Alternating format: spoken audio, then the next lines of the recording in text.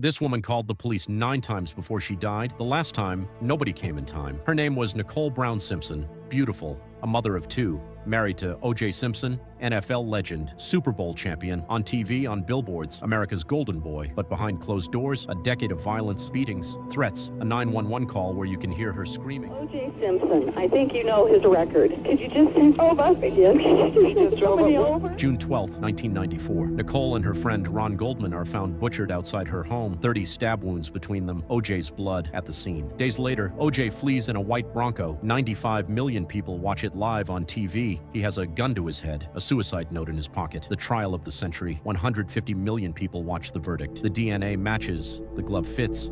The evidence is overwhelming. Not guilty. He walked out a free man. Nicole had predicted it herself.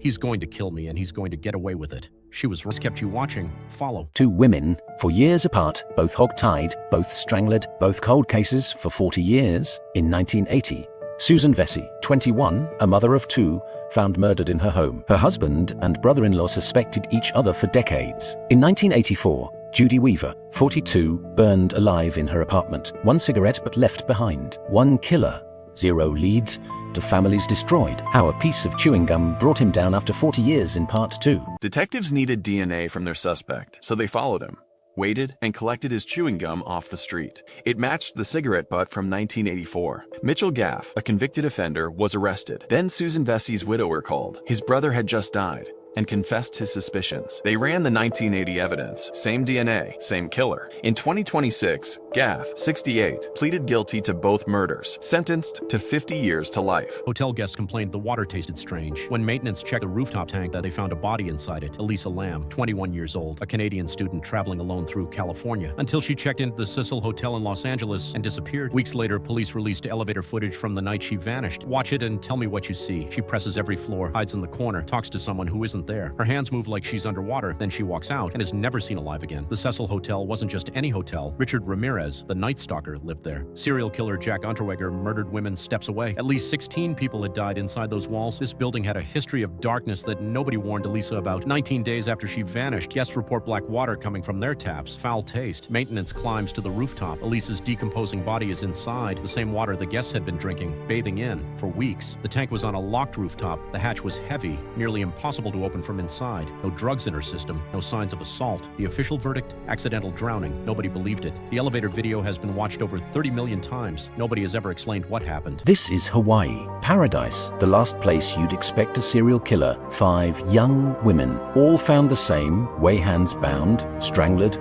dumped near Key Lagoon. One was just 17. She missed her school bus that morning. The FBI flew in. They had a suspect. He even led police to one of the bodies himself. Then he moved away. The killings stopped immediately. He died in 2003. No conviction. No confession. For women, zero justice. This woman was 8 months pregnant on Christmas Eve. By Christmas morning, she was gone. Lacey Peterson, 27 years old, glowing, 8 months pregnant with a boy they'd already named Connor. Her husband, Scott, charming, good-looking, the kind of man nobody suspects, ever. December 24th, 2002, Scott reports Lacey missing. He tells police he'd been fishing all day. Nobody questioned it. Then the cameras arrived. Search parties formed, looking for Lacey. And Scott Peterson stood in front of the cameras, smiling. 4 months later, Lacey's body washes ashore, then baby Connor's 3 miles from where Scott said he was fishing. Phone records revealed he'd been calling his mistress the same night Lacey vanished. In 1960, 4 teenagers went camping in Finland. By morning, 3 were dead. The only survivor was found covered in blood, and the killer was never caught. A 2-year-old told his mom he used to be a woman named Pam, that she died jumping from a burning building in Chicago. His family had never been to Chicago. His mom showed him a photo lineup. He pointed to the right person. Pam Robinson died in a hotel fire in 1993. Luke played keyboard. So did Pam. His favorite song was Stevie Wonder. So was hers. Science has no explanation. Security footage shows a car hitting a wall at 100 miles per hour. No brakes, no hesitation. Ohio in 2022. Mackenzie Sharilla, 17, drove her Toyota Camry straight into a brick building. Her boyfriend Dominic and his friend Davion dead on impact. She had threatened to do it weeks before. The judge called her literal hell on wheels. After the verdict, she posted on TikTok, "I'm the one you died for." He cut off a man's head, recited a verse from the Quran, then calmly walked to the police station and handed them the bag. Morocco, 1991.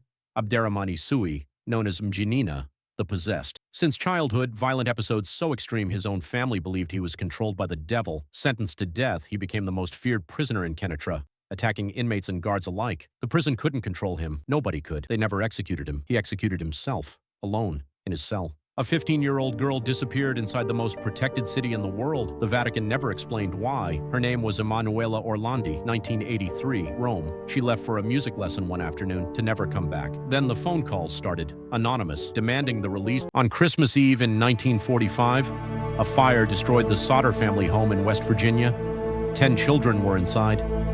After the fire, 5 of them were never found. No bodies, no clear explanation. Some believe they died in the fire, but others think they were actually kidnapped that night. Even decades later, the case remains unsolved. 3 women vanished from the same house in a single night. In 1992, a mother, her daughter, and her daughter's friend returned home after a graduation party in Missouri. The next morning, they were all gone. Their cars were still outside. Their purses were untouched. Even the family dog was left behind. There were no signs of forced entry. And more than 30 years later, the Springfield 3 have never been found. This may be one of the creepiest disappearances ever recorded on a phone call. In 2008, 19-year-old Brandon Swanson crashed his car late at night while driving home. He called his parents and stayed on the phone with them for nearly 47 minutes as they searched for him in the dark. Then suddenly, Brandon said, "Oh shit," and the call went silent. He was never seen again. For 13 months, people reported seeing a giant winged creature with red eyes. Then a bridge collapsed. 46 people died. The sightings stopped immediately. Point Pleasant, West Virginia, 1966. Dozens of witnesses, separate, unconnected, all described the same thing. 7 feet tall, wings like a bird, eyes that glowed red in the dark. They called it the Mothman. December 15th, 1967. The Silver Bridge collapses during rush hour. Cars plunge into the freezing Ohio River. 46 people killed. That same night, the Mothman was never reported again. Was it a warning nobody understood in time? 46 people paid the price. California, 1968. A killer starts targeting couples parked at night. No warning, no mercy. He confirmed his kills by writing to newspapers, describing details only the killer could know. He signed every letter with a crosshair symbol and a name. The Zodiac confirmed victims, but he claimed 7T. The police had no face, no name, no DNA, nothing. Follow Part 2. The Zodiac didn't just kill, he played games. He sent encrypted letters to newspapers, threatening to blow up school buses if they weren't published front page.